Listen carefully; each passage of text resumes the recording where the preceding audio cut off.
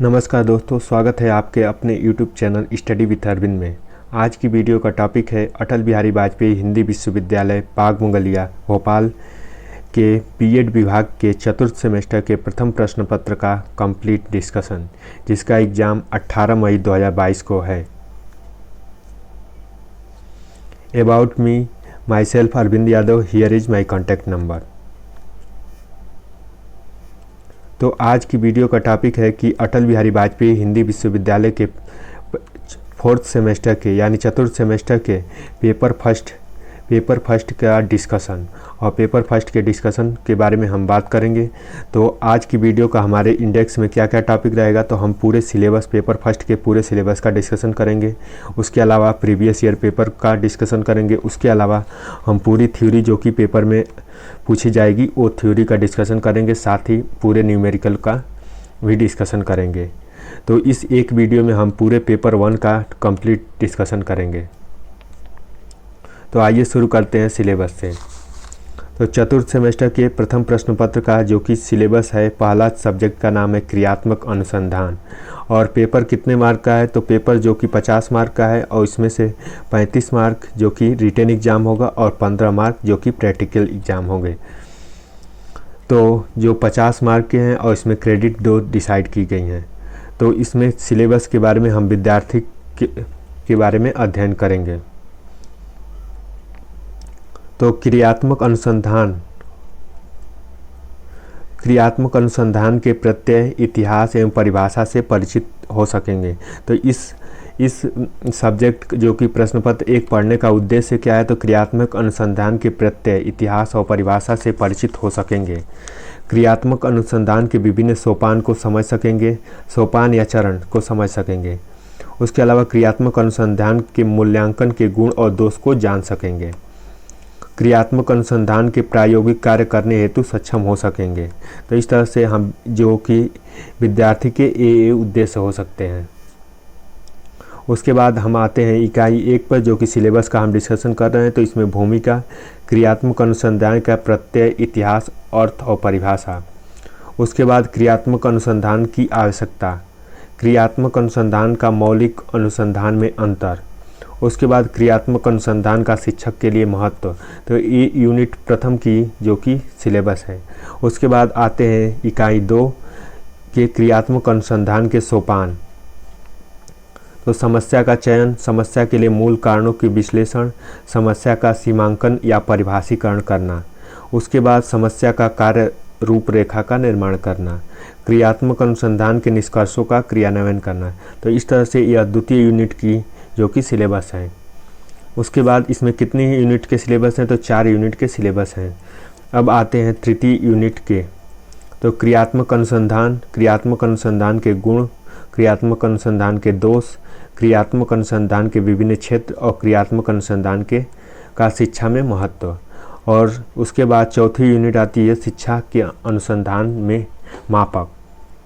तो इसमें चौथी यूनिट जो कि न्यूमेरिकल है, इसमें मध्यमान, मध्यांक, बहुलक की अर्थ, विशेषता, विधि एवं परीक्षण हेतु आंकड़ों के माध्यम से गणना करना। उसके बाद सहबंध, अर्थ प्रकार, स्पीयरमैन की कोटि संबंध विधि, पियर्सन घूर्णन आघूर्णन विधि, परीक्षण हेतु सहबंध के दोनों विधियों के आंकड़ों का करना। तो इस तरह से जो कि 4 यूनिट जो कि पेपर 1 में जो कि क्रियात्मक अनुसंधान सब्जेक्ट में दी गई हैं। उसके बाद जो कि प्रैक्टिकल वर्क है, जो कि 15 मार्क का है। इसमें समस्या पर आधारित क्रियात्मक अनुसंधान के लिए रूपरेखा का निर्माण करना, क्रियात्मक अनुसंधान के लिए आंकड़ों को एकत्रित करना, क्रियात्मक अनुसंधान के निष्कर्षों, उसके क्रियात्मक पक्ष को तैयार करना, क्रियात्मक अनुसंधान के कार्य को संपूर्ण प्रतिवेदन का निर्माण और प्रस्तुतिकरण करना। इस तरह से हमने सिलेबस का डिस्कशन किया। अब हम प्रीवियस ईयर पेपर जो कि कैसे पेपर आता है उसके बारे में हम देखेंगे। उसके बाद हम थ्योरी का डिस्कशन करेंगे। जैसे कि हम पहले सिलेबस का डिस्कशन किए, उसके बाद हम प्रीवियस ईयर पेपर का डिस्कशन करेंगे। उसके बाद हम थ्योरी का डिस्कशन करेंगे कि कौन कौन सी थ्योरी आती है। तो अब प्रीवियस ईयर पेपर का डिस्कशन शुरू करते हैं। तो प्रीवियस ईयर पेपर जो कि शिक्षा शास्त्र में आता है और जिसमें 35 नंबर के होते हैं। टोटल एग्ज़ाम 50 मार्क का होता है, जिसमें 35 थ्योरी और 15 मार्क जो कि प्रैक्टिकल होते हैं। ठीक, उसके बाद तो प्रश्न पत्र जो कि 3 खंडों में विभक्त होता है और अ ब के आंतरिक विकल्प दिए गए हैं। ठीक, उसके बाद लघुत्तरी और दीर्घोत्तरी प्रश्न होते हैं। लघुत्तरी में 150 शब्दों में प्रश्न को लिखना होता है और इसमें जो क्रियात्मक अनुसंधान की अवधारणा को स्पष्ट कीजिए, पहला क्वेश्चन है। और अथवा करके क्रियात्मक अनुसंधान की आवश्यकता क्यों पड़ी, इस तरह से पहला क्वेश्चन है। उसके बाद दूसरा क्वेश्चन है क्रियात्मक अनुसंधान की समस्या को परिभाषिकरण कीजिए। उसके बाद क्रियात्मक अनुसंधान की समस्या के रूपरेखा करने के लिए, जो कि इसका साइज छोटा है इसलिए हम इस क्वेश्चन को फिर से दोबारा टाइप किए हुए हैं। तो इस तरह से जो कि तीसरा पेपर और चौथा क्वेश्चन जो कि मध्यमान का अर्थ और विधियाँ बताइए। उसके बाद सहबंध गुणांक क्या है। उसके बाद दीर्घोत्तरी प्रश्न आता है जो कि 25 नंबर का होता है और जिसमें 5 क्वेश्चन करने होते हैं और पर क्वेश्चन जो कि 5 मार्क का होता है और जिसको कितने वर्ड में लिखना होता है तो 400 शब्दों में लिखने होते हैं। इन क्वेश्चनों को हम डिटेल में अच्छे से समझते हैं। तो जो कि प्रश्न पत्र 1 है उसके क्वेश्चनों को हम डिस्कशन वन बाय वन करते हैं। जैसे कि पहला क्वेश्चन था कि क्रियात्मक अनुसंधान की अवधारणा को स्पष्ट कीजिए और अथवा करके था क्रियात्मक अनुसंधान की आवश्यकता क्यों पड़ी। जैसे कि इसको देख सकते हैं यहाँ, जो कि यहाँ पर पहला क्वेश्चन था उसी क्वेश्चन को हमने वहाँ पे लिखा हुआ है। तो क्रियात्मक अनुसंधान की अवधारणा को स्पष्ट कीजिए, उसके अलावा क्रियात्मक अनुसंधान की आवश्यकता क्यों पड़ी इसके बारे में है। उसके बाद जो दूसरा क्वेश्चन था कि क्रियात्मक अनुसंधान की समस्या को परिभाषित कीजिए। उसके बाद अथवा करके था क्रियात्मक अनुसंधान की समस्या की कार्य रूपरेखा का निर्माण किस प्रकार किया जाता है इसके बारे में, जो कि दूसरा क्वेश्चन था। उसके बाद तीसरा क्वेश्चन था कि क्रियात्मक अनुसंधान की समस्याओं के प्रमुख गुण कौन कौन से हैं अथवा क्रियात्मक अनुसंधान के विभिन्न क्षेत्र कौन कौन से हैं। तो इस तरह से ये अगला क्वेश्चन था। उस तरह से फिर अगला क्वेश्चन था मध्यमान का अर्थ और उनकी विशेषता बताइए। मध्यांक याद रखने का सूत्र और विभिन्न पदों को समझाइए। सहबंध गुणांक क्या है इसकी व्याख्या कीजिए। उसके बाद सहबंध गुणांक ज्ञात करने की प्रमुख विधि कौन कौन सी है इसके बारे में वर्णन करना था। उसके बाद जो दीर्घोत्तरी प्रश्न था उसको हम, जो कि 5 दीर्घोत्तरी प्रश्न होते हैं और जो कि 5-5 मार्क के होते हैं और उन्हें 400 शब्दों में लिखना होता है। तो पहला क्वेश्चन था क्रियात्मक अनुसंधान में मौलिक अनुसंधान में अंतर स्पष्ट कीजिए। उसके बाद क्रियात्मक अनुसंधान का शिक्षक के लिए क्या महत्व है इसके बारे में वर्णन कीजिए।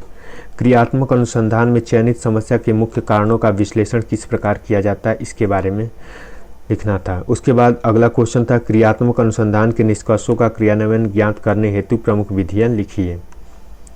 क्रियात्मक अनुसंधान के प्रमुख गुण और दोषों का विस्तृत व्याख्या कीजिए।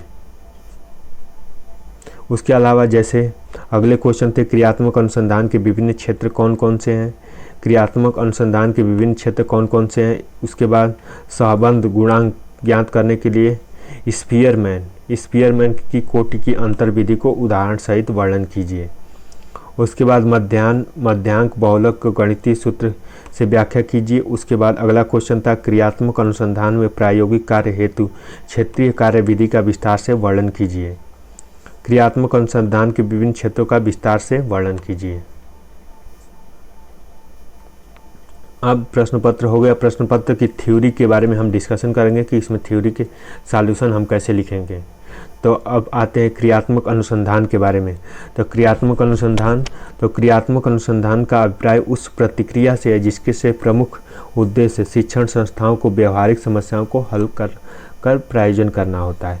मतलब क्रियात्मक अनुसंधान किसी भी स्कूल कॉलेज या उसके पार्टिकुलर उसी फील्ड के लोग ही अपनी समस्याओं को सॉल्व करते हैं। जैसे कि सपोज कीजिए कि एक मैथ का टीचर है, ठीक, वो मैथ के टीचर अच्छा पढ़ा रहा है लेकिन उससे स्टूडेंट नहीं समझ पा रहे हैं, तो वो अपने फील्ड में ही इम्प्रूव करेगा और इस प्रोसेस को कहते हैं क्रियात्मक अनुसंधान, जो कि अपने प्रोसेस को ही इम्प्रूव करता है। व्यवहारिक समस्याओं के हल का प्रायोजन करना होता है। उसके बाद क्रियात्मक अनुसंधान का विचार सबसे पहले अमेरिका के कुछ विद्यार्थियों द्वारा आरंभ किया गया था। इनमें प्रमुख रूप से क्वालर, लूजन और हैरी कनॉट स्टॉप इन कोरे शामिल थे। तो क्रियात्मक अनुसंधान का जो कि विकास जो कि सर्वप्रथम अमेरिका में हुआ था। उसके बाद परिभाषा जो कि स्टॉप एंड कोहरे के मुताबिक क्रियात्मक अनुसंधान का अभिप्राय उस प्रतिक्रिया से है जिसके द्वारा अभ्यास करता हुआ निर्णयों की प्रक्रियाओं को पक्ष का निर्देशन, मूल्यांकन और अपनी समस्याओं को वैज्ञानिक ढंग से अध्ययन करने का प्रयत्न करते हैं। उसके बाद बता सकते हैं कि कार्यकर्ताओं द्वारा स्वयं की कार्यप्रणाली की समस्या का चयन करने, उसको वैज्ञानिक ढंग से अध्ययन करने और समाधान रूट की वर्तमान क्रिया को सुधार करने की प्रक्रिया को ही क्रियात्मक अनुसंधान कहते हैं। जैसे कि किसी भी समस्या है, ठीक, समस्या को उसे वैज्ञानिक ढंग से सॉल्व करना और उसी अध्ययन करके समाधान तक पहुंचना। पहले समस्या को खोजना, फिर समस्या को समाधान करना और उसकी प्रक्रिया और उसके बाद उसको सुधार करने के प्रोसेस को ही क्रियात्मक अनुसंधान कहते हैं। इसको अगर हम दूसरे शब्दों में ऐसे समझें कि क्रियात्मक अनुसंधान जैसे कि उसकी कार्यप्रणाली, पहले तो समस्या को खोजेगा, ठीक, तो समस्या को खोजेगा, उसके बाद उसको वैज्ञानिक ढंग से अध्ययन करेगा, उसके बाद समस्या को समाधान करेगा। तो ये इस तरह से प्रोसेस जो कि होता है उसे क्रियात्मक अनुसंधान कहते हैं। क्रियात्मक अनुसंधान के उद्देश्य, तो उद्देश्य क्या होते हैं? तो विद्यालय में कार्यप्रणाली में सुधार को विकास करना। दूसरा उद्देश्य होता है विद्यालय में शिक्षक, प्रधानाचार्य, प्रबंधक के वैज्ञानिक दृष्टिकोण का विकास करना ताकि वो अपनी समस्याओं का समाधान कर सकें। शैक्षणिक प्रशासन प्रबंधन का विद्यालय के कार्यप्रणाली में सुधार एवं परिवर्तन के लिए सुझाव देना। विद्यालय की कार्यप्रणाली को इस प्रकार प्रभावित किया जाए ताकि विद्यार्थी को अधिक मन और स्वस्थ वातावरण मिल सके। तो क्रियात्मक अनुसंधान क्यों जरूरी है? तो ये सब जो कि क्रियात्मक अनुसंधान के उद्देश्य हैं। उसके बाद क्रियात्मक अनुसंधान की आवश्यकता क्यों पड़ी? तो कक्षा शिक्षण में प्रयोग में लाई जाने वाली शिक्षण विधियाँ प्राविधिक में सुधार कर परिवर्तन करना, विद्यार्थियों में अध्ययन के प्रति रुचि अभिव्यक्ति के विकास करना, विद्यार्थियों में अध्ययन के प्रति रुचि को जागृत करना, विभिन्न विषयों में दिए जाने वाले गृह कार्यों को रुचिकर बनाने का प्रयास करना ताकि विद्यार्थी गृह कार्य सदैव पूर्ण करने का लाभ करें। भाषा में शिक्षण में वर्तनी और उच्चारण संबंधी त्रुटियों में सुधार हो, इसकी आवश्यकता है। तो क्रियात्मक अनुसंधान क्यों आवश्यक है? तो इन सब रीजनों के कारण आवश्यक है। उसके बाद क्रियात्मक अनुसंधान की आवश्यकता क्यों पड़ी? तो कुछ और रीजन है, जैसे कि विद्यालय में कक्षा के अनुपस्थित रहने वाले, विद्यालय में विलंब से आने वाले विद्यार्थी की समस्याओं का समाधान करना। जैसे कि क्लास में हमेशा अनुपस्थित रहने वाले छात्र हो सकते हैं या क्लास में लेट आने वाले छात्र हो सकते हैं, तो ऐसी समस्याओं का भी निदान करना। कक्षा शिक्षण में छात्रों को सक्रिय योगदान बढ़ाने के लिए करना। परीक्षाओं में नकल करने की प्रवृत्ति को समाप्त करने के लिए करना। एक समायोजित छात्रों को व्यक्तिगत समस्याएं और विद्यालय में संबंधित समस्याओं हेतु समाधान हेतु। क्रियात्मक अनुसंधान की प्रमुख विशेषता। क्रियात्मक अनुसंधान की प्रमुख विशेषता क्या है? तो क्रियात्मक अनुसंधान की विद्यालय की समस्याओं को विधिपूर्वक अध्ययन होता है। इसमें अनुसंधानकर्ता विद्यालय के शिक्षक, अध्यापक, प्रबंधक और निरीक्षक होते हैं। इसमें अनुसंधान का मुख्य उद्देश्य विद्यालय की कार्यप्रणाली में संशोधन का सुधार लाना होता है। क्रियात्मक अनुसंधान को संपादित करने में शिक्षक प्रेरणा, अध्यापक, प्रबंधक, निरीक्षक वैज्ञानिक दृष्टिकोण को अपनाते हैं। अनुसंधान के अंतर्गत तत्कालीन प्रयोग पर भी अधिक बल देते हैं। अनुसंधान के अंतर्गत तत्कालीन प्रयोग पर अधिक बल देते हैं।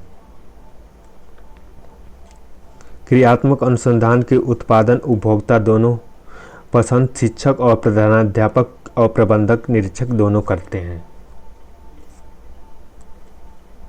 क्रियात्मक अनुसंधान के सोपान। तो समस्याओं की पहचान करना, समस्याओं को परिभाषित करना, समस्याओं के कारणों का विश्लेषण करना, समस्याओं को दूर करने के लिए क्रियात्मक परिकल्पनाओं का निर्माण करना। उसके बाद क्रियात्मक परिकल्पना की परीक्षण का प्रयास करना, क्रियात्मक अनुसंधान की कार्य योजना संबंधी निष्कर्ष निकालना।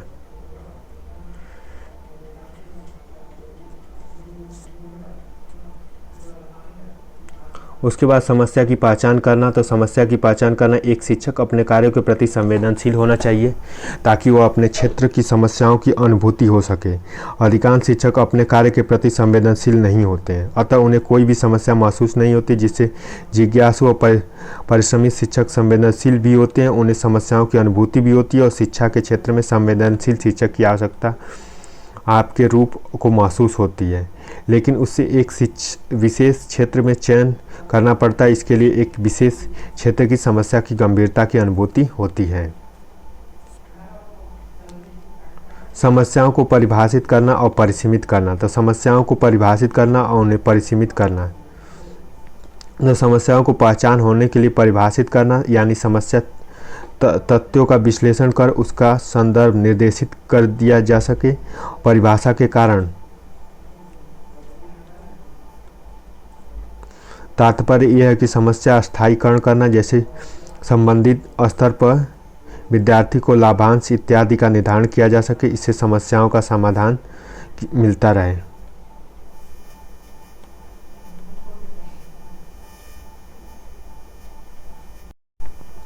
क्रियात्मक अनुसंधान संबंधी निष्कर्ष। अनुसंधान के आंकड़ों की संख्या को प्राविधिक विश्लेषण द्वारा इन आंकड़ों को विश्लेषण और परिणामों के आधार पर निष्कर्ष का प्रतिपादन किया जाता है।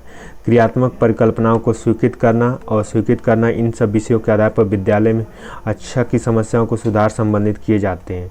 निष्कर्ष विद्यालय की शिक्षण प्रक्रिया में सुधार और सकारात्मक परिवर्तन की सहायक है। प्रायोगिक योजना का प्रारूप। तो योजना का शीर्षक, योजना के उद्देश्य योजना, योजना की प्रणाली, योजना के मूल्यांकन, योजना संबंधी अनुमानित व्यय का नाम और छात्रों की संख्या का निर्धारण। विद्यालय में योजना के संबंधी सुविधाएं, विभिन्न विषयों के शिक्षकों की आवश्यकता।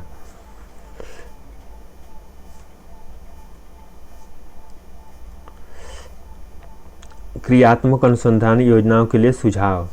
तो क्रियात्मक अनुसंधान संबंधी योजनाओं के लिए सुझाव, जैसे कि क्रियात्मक अनुसंधान संबंधी योजनाओं के लिए सुझाव, शोधकर्ताओं को प्रत्यक्ष रूप से समस्या से जुड़ा होना, समस्या का स्वरूप वास्तविक होना और समस्या के स्वरूप को वास्तविक होना चाहिए। उसके बाद योजनाओं के नियोजन इस प्रकार विद्यालय की अन्य गतिविधियों को प्रभावित न हो सके। विद्यालय के मूल्यांकन और विश्वसनीय उपकरणों का प्रयोग किया जाना चाहिए। योजना की रूपरेखा को मितव्ययी हो, समस्या में वस्तुनिष्ठ तरीके और समस्या वैज्ञानिक ढंग से होनी चाहिए।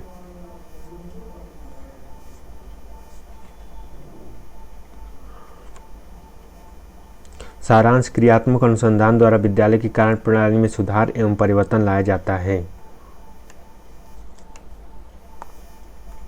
इसके द्वारा जुड़ा होता है तथा सदैव नई योजनाओं का शोधकर्ताओं द्वारा एक विद्यालय के क्षेत्र में शोध और प्रधानाचार्य, प्रबंधन और प्रशासन भी होता है।